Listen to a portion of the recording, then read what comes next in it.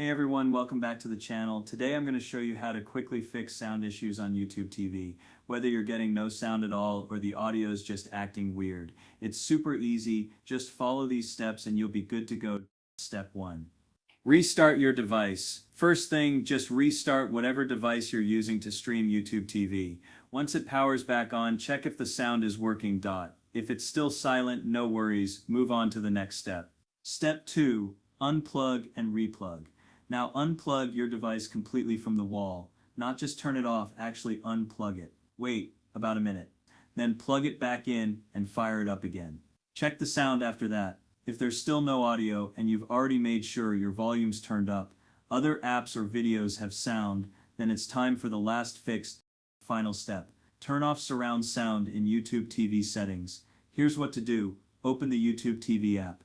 Click your profile icon, it's that little circle with your letter at the top right. Go into settings. Scroll down and look for 5.1 audio. If it's turned on, go ahead and switch it off.